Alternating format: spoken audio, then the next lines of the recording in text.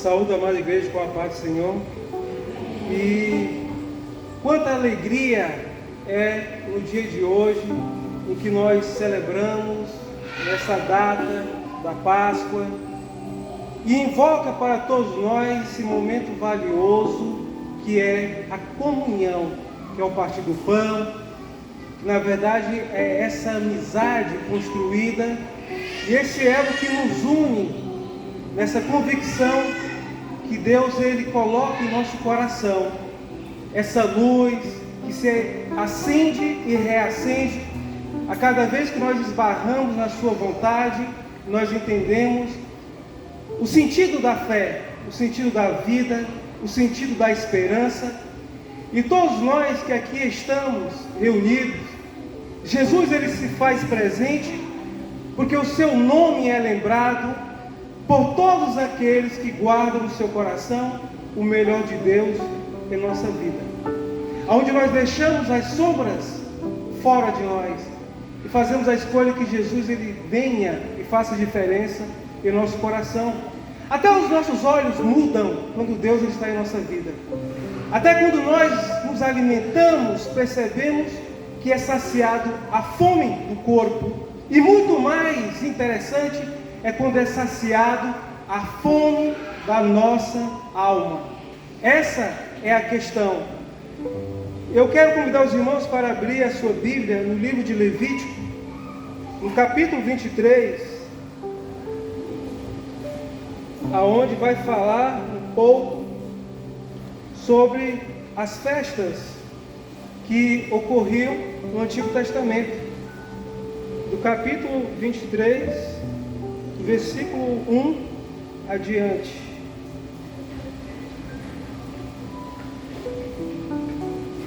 Nós vamos ler até o versículo 8, e depois irei só mencionar algumas festas.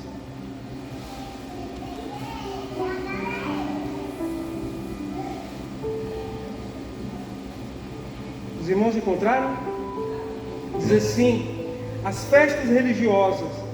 O Senhor Deus mandou que Moisés desse aos israelitas as seguintes leis a respeito das festas religiosas mais importantes. Quando o povo se reúne para adorar o Senhor, o sábado, vocês têm 6 dias para trabalhar, mas o 7º dia é o dia sagrado de descanso, quando todos deverão se reunir para adorar a Deus. Não façam nenhum trabalho nesse dia. Em todos os lugares onde os israelitas morarem, o sábado é um dia dedicado a Deus, o Senhor. No versículo 4, que fala sobre a festa da Páscoa e a festa dos pães sem fermento. São estas as festas religiosas quando o povo deverá se reunir para adorar a Deus, o Senhor. Cada uma dessas festas será realizada na data marcada. A festa da Páscoa, comemorada em honra de Deus, o Senhor, começa ao pôr do sol no dia 14 do primeiro mês. No dia 15 desse mês começa a festa dos pães sem fermento, em honra a Deus, o Senhor. Durante esses 7 dias dessa festa, o pão que vocês comerem deverá ser feito sem fermento. No primeiro dia dessa festa ninguém trabalhará e todos deverão se reunir para adorar a Deus. Durante esses 7 dias apresente ao Senhor ofertas de alimento. E no 7º dia reúnam-se para adorar a Deus. Nesse dia ninguém deverá trabalhar. Então, como todos nós sabemos que o Antigo Testamento, na verdade, ela é um espelho que reflete o Novo Testamento. E todas as pessoas que seguiam essas festas religiosas, que seguiam essas leis dadas por Moisés, e como foi tão difícil para Moisés ele ter essas tábuas, os 10 mandamentos em mãos. Mas eu percebo que Moisés ele é uma tipologia, um tipo de Cristo no Antigo Testamento, aonde o seu nascimento foi colocado em perigo, porque quantas crianças morreram neste período, porque o mal ele insistia para que a obra de Deus ele não fosse concretizada. Mas Deus, como Ele é soberano, Ele é poderoso, Ele direciona a nossa vida, e a sua mão potente de Deus, Ele repousa sobre a nossa história. A nossa vida também é de livramento. O nosso nascimento foi marcado por tantas coisas. E quantas coisas poderiam fazer com que a tua existência, a tua vida aqui ou agora, não viesse. Mas Deus, como Ele tem um propósito para cada um de nós, que aqui estamos, e Deus nesse propósito escolheu Moisés. No seu nascimento, foi criada pela filha de Faraó, e ele nunca e jamais imaginou que um dia seria um líder para o seu povo. Ele nunca imaginou que teria esse compromisso, essa incumbência de libertar este povo sofrido.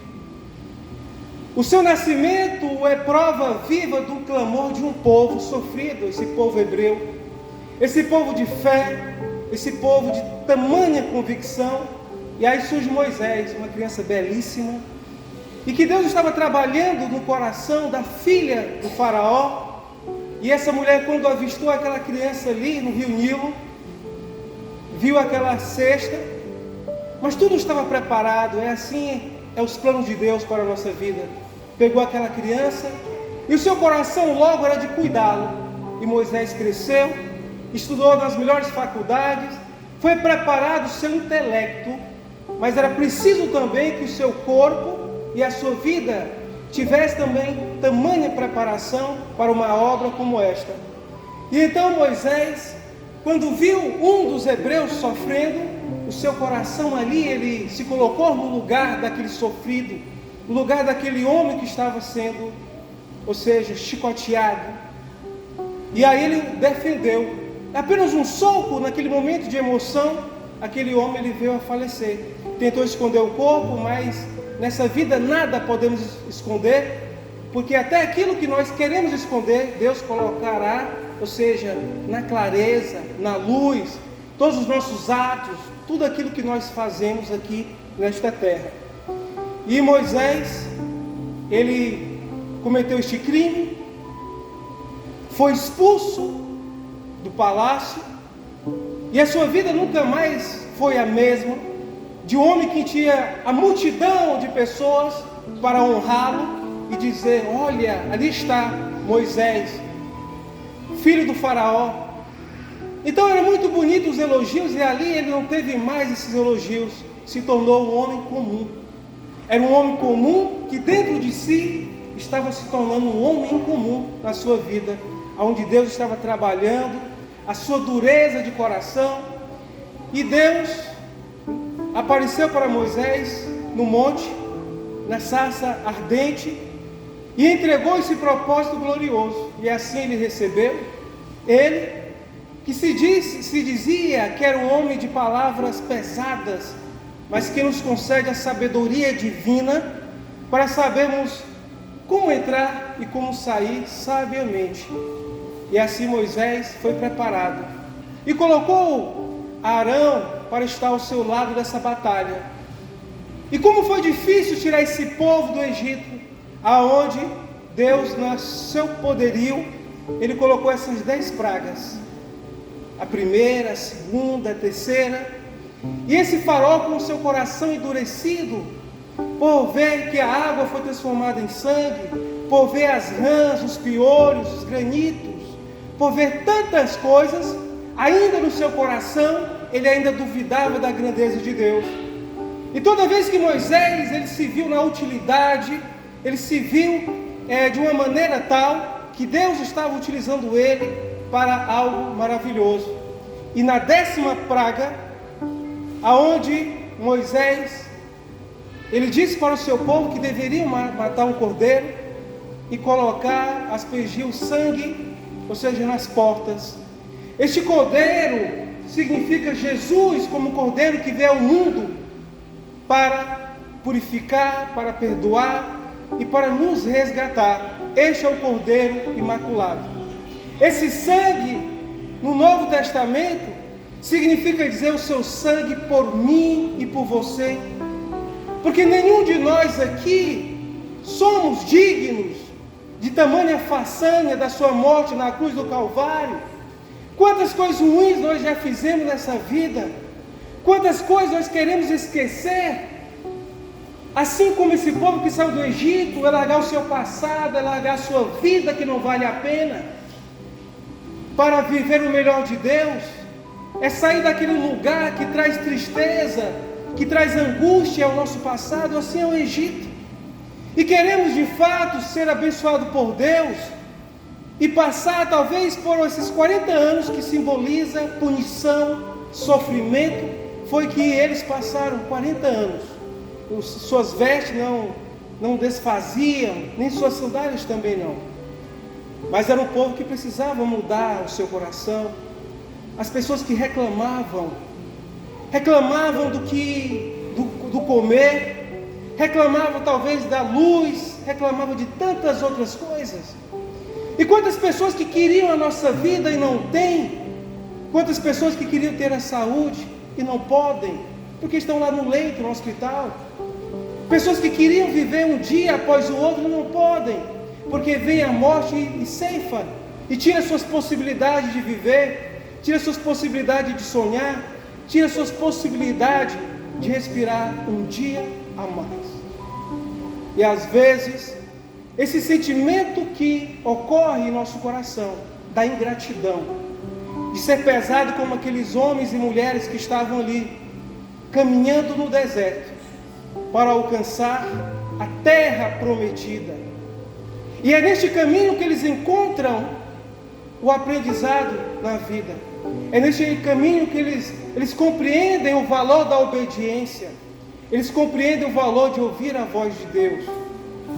E as suas sagradas escrituras aqui nós podemos compreender que quando eles passaram por tudo isso, comeram do maná, desse pão que veio do céu, e é esse mesmo maná que Jesus ele disse: ei, eu sou o pão da vida, aquele que comer desse pão jamais terá fome, e aquele que beber desta água jamais terá sede.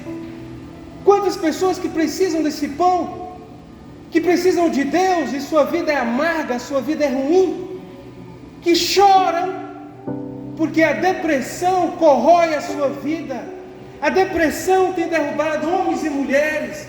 A depressão tem feito essas pessoas inteiramente presos. São pessoas que estão presos por conta desse sentimento depressivo, de uma ansiedade que ocorre todos os dias.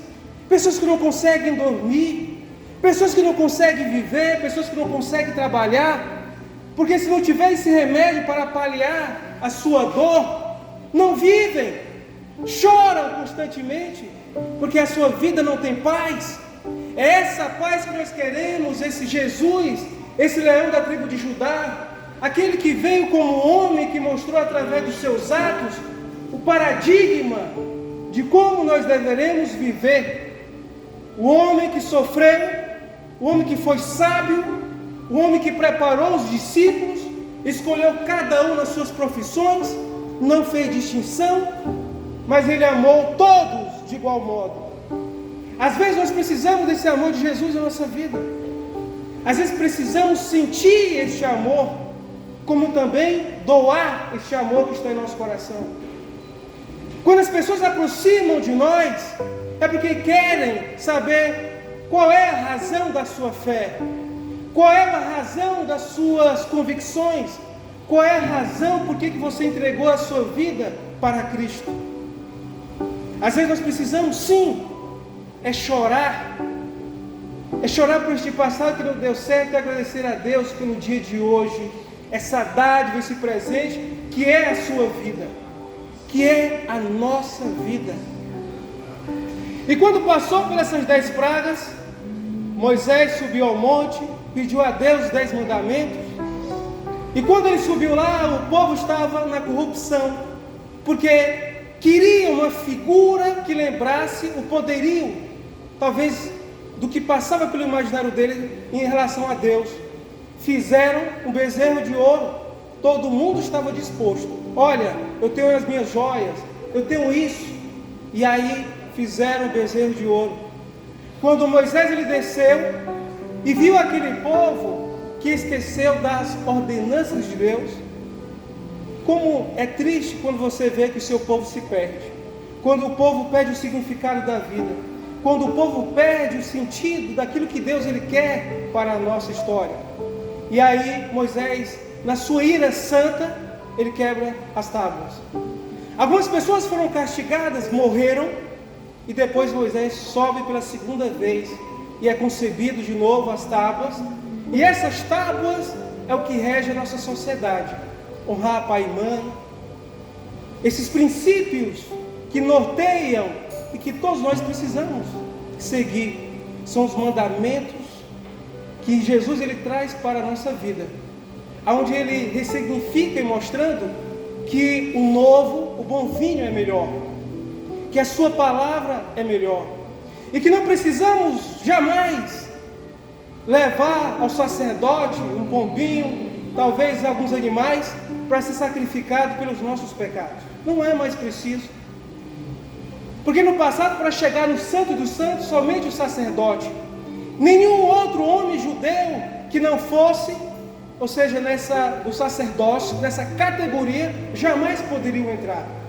Hoje nós podemos entrar diretamente a Deus, sentir essa sensibilidade que nos comove até de chorar na sua presença. É como alguns dizem, um arrepio, algo que passa pelas suas emoções e que você não sabe dizer o porquê desse choro. É porque a sua presença é real, porque a sua presença é a melhor, a sua sabedoria é melhor do que a minha, porque toda vez que eu me esvazio de mim mesmo, eu permito que o novo sacerdócio, ele permaneça na minha vida. Eu permito que os seus novos mandamentos estejam em nós: amar o seu próximo como a ti mesmo, e a Deus sobre todas as coisas. Mas eis que surge um dilema: será se eu amo o meu próximo como eu deveria? Será se eu amo a Deus aquele que eu não vejo, mas eu posso vê-lo na caridade, na bondade, no respeito para com o nosso próximo? Eu consigo vê-lo quando eu tenho a satisfação de entregar um presente, de dar uma cesta básica, sem dizer para ninguém o que eu fiz. Porque no ato de falar para o meu próximo que eu fiz algo, eu já recebi o meu galardão. Eu perdi o melhor de Deus porque recebi diante dos homens para ser elogiado. Mas se eu quero receber o galardão, ou seja, no céu, no vindouro, eu preciso fazer as coisas em secreto. Se eu quero receber a recompensa de Deus, eu tenho que aprender a orar, às vezes em secreto. Não dizer o que eu pedir a Deus nas minhas orações, porque Deus, no momento certo, Ele vai trazer a resposta para as suas inquietações. Se você tem pedido o seu filho, a sua filha nas suas orações, certamente Deus ouvirá. Deus ele não resiste à lágrima de um filho ou uma filha. Deus ele é amoroso. Às vezes Ele castiga para nos chamar a atenção, para que possamos então voltar ao seu caminho, que é a vereda direita, a vereda da justiça. Então Deus é assim. Deus ele me surpreende a cada dia, quando eu olho para uma criança, quando eu olho para alguém que faz a bondade sem querer nada em troca. Às vezes, para nós fazermos isso, qualquer coisa boas, eu preciso receber alguma coisa em troca, senão eu não faço. Pronto, esse é um sentimento humano, mas não é um sentimento divino. Aí Moisés, voltando para a história, Moisés deu as tábuas para as pessoas, para que as pessoas pudessem segui-lo. Mas eis aí também, no momento que Moisés, voltando para aquele ponto crucial, que ele colocou nos umbrais da porta, o sacrifício do cordeiro e aquele sangue que simboliza a purificação da nossa alma, a purificação da nossa vida. E o significado maior é o resgate, é nos ligar a Deus e nos trazer para Deus, e nos tornamos filhos de Deus. Então, essas festas que foram mencionadas, são mencionadas aqui na minha busca, são 7. A Páscoa, que significa passagem, os pães asmos, que significam os pães que eram feitos sem fermento. Ao mesmo tempo, traz para a nossa vida de vivermos, ou seja, longe do pecado. Pecado nós temos, mas precisamos dizer não a cada dia ao pecado que vem e insiste em nossa porta. As primícias é tudo aquilo que você entrega a Deus, que sejam as primeiras colheitas, ou seja, os animais no Antigo Testamento, mas as primícias Ele traz também para a nossa vida. O que eu tenho entregado para Deus no momento que eu acordo? Eu falo com Deus? Ou às vezes eu só deixo para orar à noite? E às vezes é o primeiro momento do dia que você tem que oferecer a Deus. É dizer: Deus, obrigado pelo hoje, obrigado pela vida, obrigado por cada um dos meus familiares. Isso aí já é uma oferta diária que você faz. Pentecostes. Há dois momentos, no caso de Pentecostes. A que ocorreu com Moisés e a outra que aconteceu na manifestação do Espírito Santo sobre os discípulos, sobre aquele povo que ali estava, e muitas pessoas se converteram com a vinda, ou seja, do Espírito Santo. As trombetas, a expiação e o tabernáculo, onde era guardado as tábuas, era guardado a arca da aliança, era esse tabernáculo. Hoje nós temos o Espírito Santo que está em nosso coração, o Santíssimo Espírito Santo. Então, a festa da Páscoa é a passagem, saída ou a celebração de 14 de Aviv, que se encontra em Êxodo, capítulo 12, versículo 6. Depois os irmãos pesquisam na sua Bíblia. Os aspectos importantes quanto à observação da Páscoa é o cordeiro, que o povo israelita deveria escolher um cordeiro para cada família, e este deveria ser sem mancha e macho de 1 ano. Então, quando o templo ele foi derrubado, que não tinha mais como fazer sacrifícios lá no templo, aí abre uma oportunidade, uma possibilidade de você fazer a sua Páscoa na sua casa, de cada família fazer este momento celebrativo da Páscoa, de lembrar desse memorial desse povo de Israel que teve essa passagem simbólica histórica, e que deveria ser também imolado no crepúsculo da tarde. Êxodo 12, versículo 6. O 3, para que seja livramento nas casas israelitas. O sangue do cordeiro era colocado no umbral da porta. Êxodo 12, 7. E o último ponto aqui: o cordeiro deveria ser assado no fogo e servido com pães asmos, ervas amargas, na noite do dia. Êxodo 12, do 9 ao 20. E aqui, nessa busca, aqui são cinco símbolos. É o gaspar, que era um pedaço de hortaliça amarga, geralmente usava-se também a salsinha. O ovo, que na Páscoa era o símbolo de Yom Tov no templo. O ovo, ele é o símbolo de vida e morte. Então, eu acredito que por este fato as pessoas hoje eles colocam também essa simbologia do ovo, que simboliza vida e morte. E quando as pessoas morriam, vestiam uma veste que não tinha bolso na veste, e significa: dessa vida não se leva nada. Essa é a simbologia. Então o ovo significa vida e morte. Outro ponto, maró, era maçã com outros elementos, tais como peras, nozes e vinho. Era o símbolo das agruras da escravidão no Egito, no qual os israelitas eram obrigados a carregar tijolos. Zeroa era um pedaço do osso das patas do cordeiro, era um símbolo do cordeiro pascal. E o último aqui, chazarete, era alface e ervas amargas. Então, amados irmãos, essa data bonita da Páscoa, que significa para nós, para o cristianismo, ou seja, nascimento, morte e ressurreição. E graças a Deus que Jesus ele fez essa escolha por cada um de nós, mesmo não merecendo. Hoje nós temos a certeza que por meio da sua morte alcançaremos e teremos a possibilidade de entrar e estar ao lado do nosso bondoso Pai. Então Jesus, na sua morte, ele demonstra, ou seja, que todos os nossos pecados foram junto com Ele na cruz do Calvário. E a sua ressurreição é o símbolo de possibilidades, que dessa vida que nós aqui estamos é passageiro, e o que Deus ele tem para cada um de nós é muito melhor. Então que Deus possa abençoar os irmãos, e que o ato inicial que foi feito aqui na igreja, que ele continue esse símbolo que é a marca da nossa igreja, de compromisso e de fé. E o sumo sacerdote, o bom pastor, ele está aqui conosco, e por isso nós somos felizes e gratos, porque o Salvador nos escolheu, e através da nossa vida, que sejamos instrumentos nessa jornada de fazer a vontade de Deus. É fácil? Não é.